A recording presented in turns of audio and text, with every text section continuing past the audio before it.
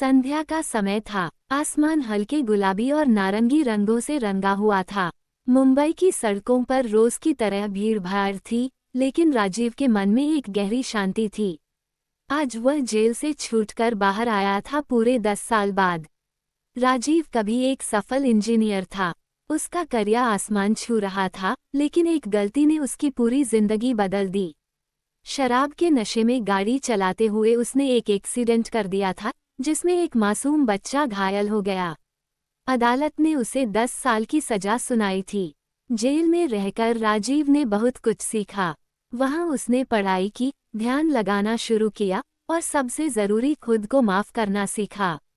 मगर समाज क्या उसे माफ कर पाएगा? यही सवाल उसके मन में गूंज रहा था। जेल से निकलते ही वह अपने पुराने घर नहीं गया। उसे पता था कि उसके माता-पिता अब इस दुनिया में नहीं थे। उसकी पत्नी ने सालों पहले तलाक ले लिया था और अपने बच्चों के साथ अमेरिका चली गई थी। उसके पास अब कुछ नहीं बचा था सिवाय अपने ज्ञान और अनुभव के। लेकिन राजीव ने ठान लिया था कि वह अपनी जिंदगी को एक नई दिशा देगा। उसने एक छोटे से रूम का इंतजाम किया और शहर के एक प्राइवेट स्कूल में बच्चों को गणित और विज्ञान पढ़ाने का ऑफर लिया बिना पैसे के। शुरू में स्कूल प्रिंसिपल को आश्चर्य हुआ, लेकिन राजीव की ईमानदारी और जुनून देखकर उन्होंने उसे एक मौका दिया। राजीव ने दिन रात मेहनत की। बच्चों के साथ उसका तालमेल इतना अच्छा था कि वे उसे राजीव सर की जगह मोटिवेशन गुरु कहने लगे। उसकी सिखाने की शैली अनोखी थी। वह विषयों को कहानियों में ढालकर समझाता, जिससे बच्चे पढ़ाई में रुचि लेने लगे। एक दिन स्कूल में एक प्रतियोगिता आयोजित हुई। मेरे प्रेरणा स्रोत एक छात्रा नंदिनी, जो सामान्यतः बहुत चुप रहती थी, उसने मंच पर आकर सबको चौंका दिया। उसने कहा, मेरे प्रेरणा स्रोत हैं हमारे राजीव सर। जब सबने उन्हें छोड़ दिया, उन्होंने खुद को नहीं छोड़ा। उन्होंने दिखा दिया कि गलती करने से इंसान बुरा नहीं हो जाता, अगर वो उसे सुधारने की कोशिश करे। उन्होंने मुझे विश्वास दिलाया कि मेरा डर मेरी ताकत बन सकता है। पूरा हाल तालियों से गूंज उठा।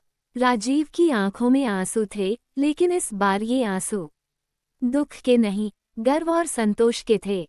समय बीतता गया। राजीव ने एक छोटा सा ट्यूशन सेंटर खोला जहां गरीब बच्चों को फ्री शिक्षा दी जाती थी।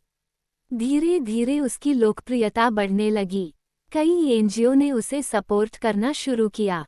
एक मीडिया चैनल ने उस पर एक डॉक्यूमेंट्री बनाई, गिरकर उठने की कहानी। डॉक्यूमेंट्री वायरल हो गई। लोग राजीव को जानने लगे। कई कॉलेजों से उसे मोटिवेशनल सेमिनार्स के लिए बुलाया जाने लगा। जहां कहीं वह जाता, लोग उसकी विनम्रता और सादगी से प्रभावित होते। एक दिन एक महिला उससे मिलने आई। वह कोई और नहीं, बल्कि उसकी पूर्व पत्नी सीमा थी। सालों बाद वह भारत लौटी थी और उसे राजीव की कहानी ऑनलाइन मिली थी। वो अपनी बेटी सिया को लेकर आई थी, जो अब 15 साल की थी। सिया तुमसे मिलना चाहती है, सीमा ने कहा। मैंने उसे सब सच बताया।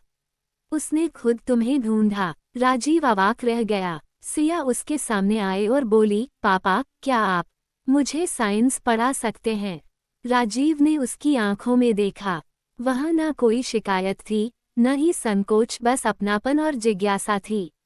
उसने मुस्कुराते हुए कहा, हाँ बिल्कुल, मगर पहले चलो आइसक्रीम खाने चलते हैं। सीमा भी मुस्कुरा दी। शायद कुछ रिश्ते समय के साथ फिर से पनप सकते हैं। राजीव की कहानी हमें सिखाती है कि कोई भी गलती इतनी बड़ी नहीं होती कि उसका प्रायश्चित न किया जा सके। इंसान अगर खुद को बदलने का निश्चय कर ले, तो दुनिया भी उसे एक नया मौका देती है। एक नई शुरुआत केवल राजीव की कहानी नहीं है, ये उन सभी की कहानी है जो अंधेरे में भी रोशनी की तलाश करते हैं और गिरने के बाद भी उठ खड़े होते हैं।